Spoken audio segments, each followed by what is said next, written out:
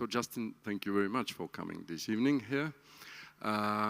What you are doing, what you are providing to the international institutions is a very specific tool. It reminds me somehow the Minority Report idea of Philip C. Dick and the movie which was then made of the Minority Report. So the idea is, how come can we probably to foresee the crime coming, but it was still not yet accomplished?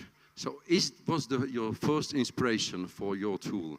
No, it's interesting. We get comparisons with Minority Report, with Cambridge Analytica, with Palantir, and other companies like that, and sci-fi novels.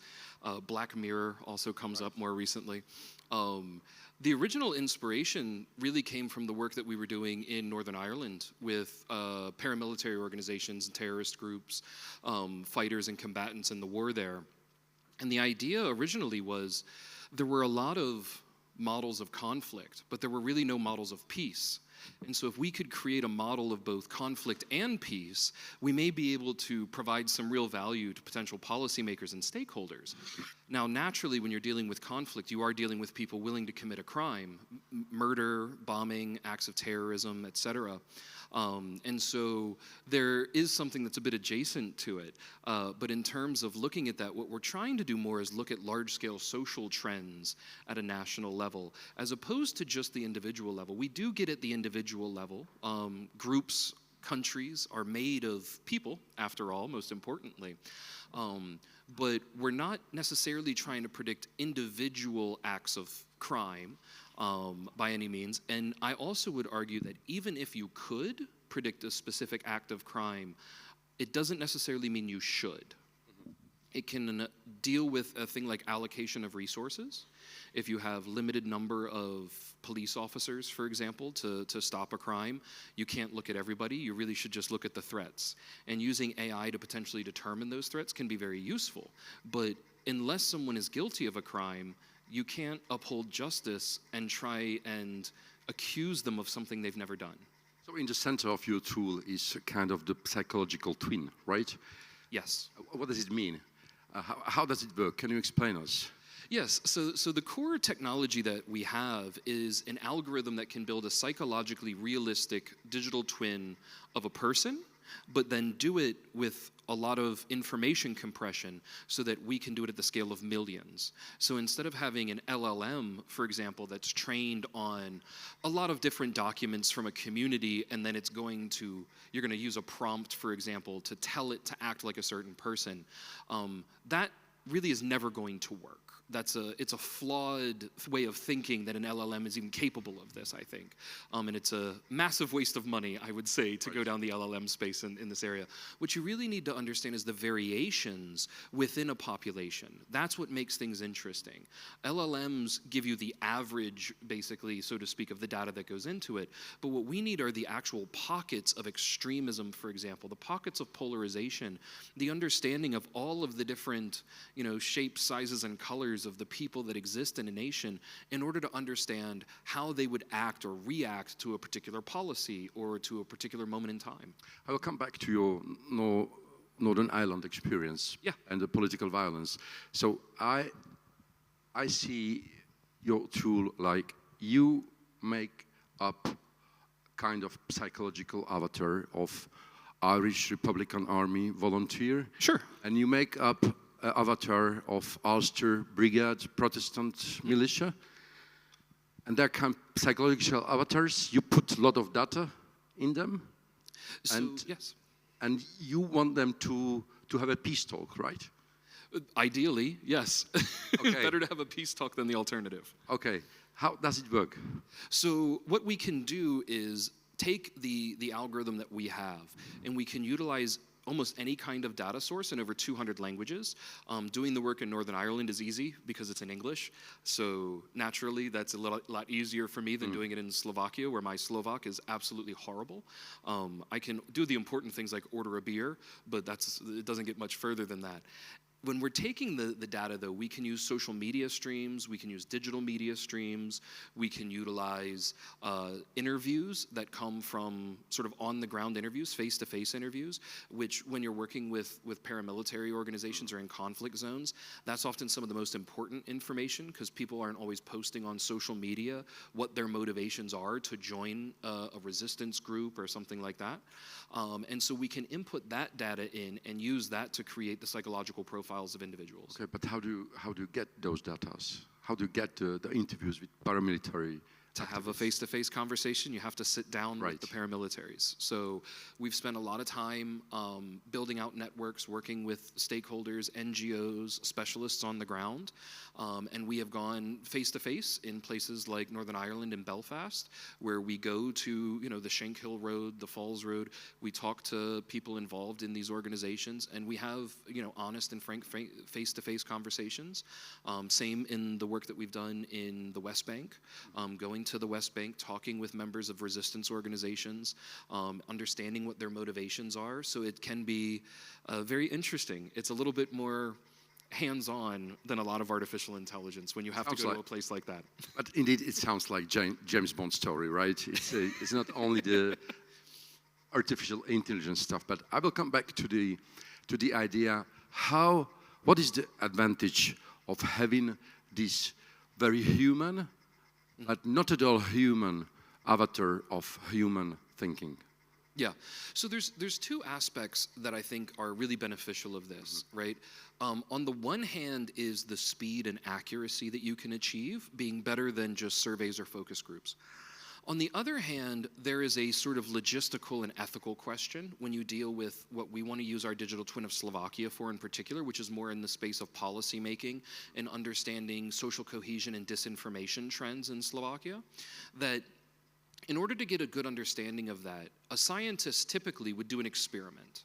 They would take part of the population and do something to that population and part of another population and do something else and then something else and then not do anything to that other part of the population. When you do that, though, in the real world, things can get very messy. So what you would effectively want to do is give a part of Slovakia disinformation that could destabilize society. That's not only in the best interests of the country, that's also ethically not permissible. That would be an unethical thing to do with the artificial intelligence or with any technology, really. So what we're doing is offering a synthetic population so that you can test and better understand what disinformation narratives could lead to greater polarization in Slovakia, or how could you optimize economic policies in a digital twin. So if you get it wrong, you turn it off and you turn it back on again. You don't actually have to have the negative effect on society. So the way that we say is, get it wrong 100,000 times in a synthetic world, so you get it right the one time that it counts. What is the psychological accuracy of your models? So the work that we've done in the past has been published in scientific peer review and been audited by clients including the University of Cambridge, the work that we did in the past at the University of Oxford. So we maintain a 95% confidence interval in the work that we do in psychological causal effects. Otherwise, we don't actually build them into the models at all. So we have to maintain a very high level of accuracy in order to better understand that. And it has been used in clinical settings, for example, in psychological clinical research as well. When your mission is over, let's say, but not maybe in the West Bank, but in Northern Ireland, what happens to your psychological models? Are they still in your computers, on your clouds? Are they sleeping, or what are they doing? Yeah, we sing them a lullaby. No. Basically the model is inactive if we're not using it. It can kind of sit in a secure server.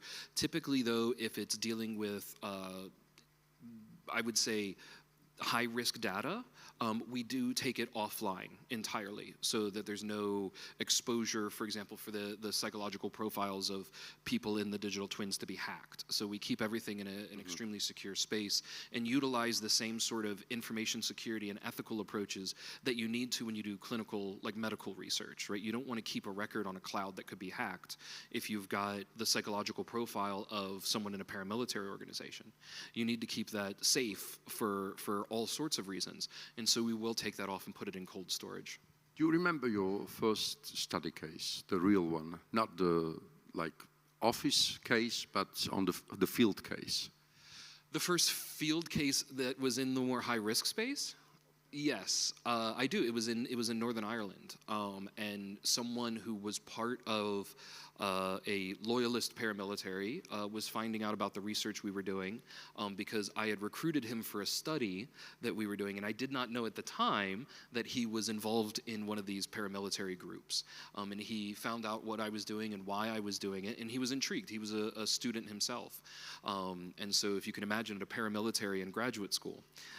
So we got to talking and went out to the pub and had a couple of beers, and I told him why I was doing it, what I wanted to do, and over a couple of conversations, he opened up to me that this particular organization was very interested in disarming and trying to become more politically effective and turning away from more violence and trying to become part of the political machinery of Northern Ireland and represent their community in a way that they obviously felt passionate about, but in a way that was more political as opposed to armed in their approach or criminal in their approach. And I was happy to help. I felt like that was something that I could have a positive effect on when he came to me. And so that was the first thing, was looking through some of the potential policy documents that they were working on internally in their organization to give feedback. But it's not only him, right? You are making up many different psychological profiles to put one like kind of the ideal psychological situation. Yes, so we have data on a lot of different actors in any digital twin that we make. So the digital twin of Slovakia that we're building is going to have over 5 million unique agents operating in the same synthetic digital space. So you call them agents? I call them agents, yes. Oh, like in Matrix, right? Yeah, my original work was, no, I love the Matrix. We're based on the 7th floor of Sky Park as well, so everything is Matrix themed. We've always called them agents because my original work, when I was looking at this before sort of the agentic trend, back in 2013, I published a paper called, that was on multi-agent artificial intelligence before LLMs really became a big thing, because this was, 10, almost 15 years ago. Where I outlined how you can use this kind of artificial intelligence to look at large-scale social groups like religions, and use this in a way that could try and push that forward and build psychology into what an agent is doing in a way that goes beyond language, right? Because language is something that only a small part of our brain actually does. And if you look at a large language model, which is all the rage and everyone's always talking about them, they really only deal with a small part of the brain, right? They're dealing with 2 parts of the brain, usually right over here on the side of your head, Wernicke's and Brokaw's area. And that's language understanding and language production, right? But the rest of the brain is doing a lot of work, and the decisions that are being made are usually in other parts of the prefrontal cortex. Our memories are stored somewhere else. And the way that memories interact with decisions are completely uncaptured by large language models today. So we focused on trying to build in the aspects of the brain that evolved, that were pre-programmed to have, right? You wouldn't buy a laptop without pre-programmed software on it most of the time, right? And if you do, the first thing you do is, you put Linux on it or whatever you have. So why would you want to ship a large language model? Why would you want to ship AI that doesn't have anything necessarily pre-programmed into it that is general? Either everything is super specific, right? You're buying Microsoft Word without the operating system, right? So what we're trying to do is unlock more aspects of the operating system so that when you put Microsoft Word on it, it works for you better. We're doing the same thing in the agentic space. We're trying to model all of the other things that have to do with your brain that really are the operating system of how you operate as a human. And then you can put language on top of that, because language is actually a very small part of our cognitive processing.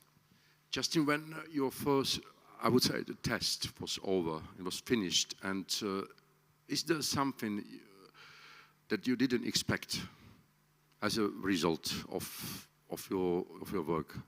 Yeah, of the first tests that we did, I was trying to use the digital twins to model conflict, and particularly conflict and polarization. Because, looking in Northern Ireland, it was an extremely polarized society to the point that they were killing thousands of people. So when you think of polarization in Slovakia, we have it good still. It's actually quite nice here. As bad as it seems when we read the news, things are actually quite positive here, because the number of polarized acts of violence are relatively small. One is too many, but they're still relatively small here. The first thing that I found is when we were looking at this digital twin, we were running it under not just the conditions that we're looking at producing the historical effect of, the actual conflict record itself. We started to say, well, what if you just tweak it and you start running the possible realities of what could have happened? And then we started doing it in other cultures and in other places. And what we found is that conflict is not the default for societies. And this was something I kind of was thinking, oh, well, we're just kind of these fancy primates. We can be very aggressive. We're fighting all the time. And what I actually saw through these models is that most of the time, it's actually quite peaceful and mundane. Mm-hmm. But when ordinary people are put in extraordinary circumstances, that's when you can get conflict. And sometimes those things ramp up, and they ramp up all at once. But our default is not conflict, and that was good. Did you manage this observation to incorporate it in your next work? Yeah, we've incorporated that into pretty much all of the work that we've done since. So it sounds very, very, I would say hopefully, right, for society. Yes, yeah, I would say it is hopeful, and it's one of the things that, when you have a company that spends a lot of time analyzing conflict media all over the world, you're mostly reading the worst news of the globe, and so it's nice to have something to fall back on that gives you a little bit of hope. It sounds almost as an anti-evolutionist idea, right, that there is no such a inherent conflictual behavior. So it sounds very, very counterintuitive, isn't it? I think it does sound counterintuitive to a lot of people because, on the one hand, biology is always the struggle for resources and this sort of natural struggle. But humans have gotten themselves to a place where most of us aren't worried about the biological struggle. We're worried about social struggles. We're worried about the people around us. We're worried about our job. More people in Bratislava today are going to get more angry about traffic than are going to get angry about food security, right? And so those aspects change what we're worried about and how we interact with one another. But I do think that, conflict has kind of shifted, but cooperation is the norm for our species. Cooperation is how we were able to get to nation-state levels from, small hunter-gatherer tribes, 10,000 years ago. Civilization is built on cooperation, not conflict. Right. I think that a lot of the researchers really have that a bit backwards. Justin, we have a few more minutes and few more questions from Slido. You can read it in front of you too. Oh, yeah. Imagination, if you can be used by bad actors, but you can read it, right? So you can answer. So I'll do the first one first and then the second one. The first one is, if I simulate a nation, can it be used by bad actors? Yes, the answer is it could be used by bad actors, and I am very afraid of such abuse. We are very careful about who we work with as clients, not just here in Slovakia, but in all of our work. And I know the way that I put it is very American, I think, that artificial intelligence is a lot like a gun. If you put it in the hand of someone who's trying to help, it can potentially save lives. But if you put it in the hands of a madman, a lot of damage can be done. And I think that that's very much the case for AI today, is that it is very much a weapon of the future. Who are your clients today? So typically we are working with NGOs more than anybody else. So the largest client that we had last year, for example, was the United Nations. That's probably going to change this year. We'll be able to say a little bit more about it tomorrow. But we are still working very much with government clients, but we do work with businesses as well. But selling sneakers online is not something that's nearly as interesting as disinformation or conflict resolution. And then the next question, so the prediction for Slovakia in the near future, will it get better soon? So we're doing more work on the exact predictions before we publish anything specifically. But what I can say right now is that there are very good possibilities that things will get better soon. There are also very good possibilities that things will get worse before they get better. There's a lot more sort of negative to go when you look at how polarization can operate in a country, right? We're not at a place like Northern Ireland or Israel, Palestine, or Bosnia and Herzegovina. We're still very much not there, but we could get there, and it happens quicker than people realize. Somebody's calling you. Yeah. I'm sorry. Thank you very much, Justin. Thank you. We have to stop this interview.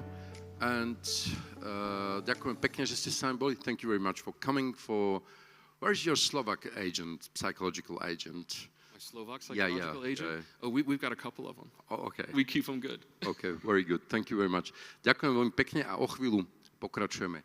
Ďalej pán Justin Lane. Ja ďakujem.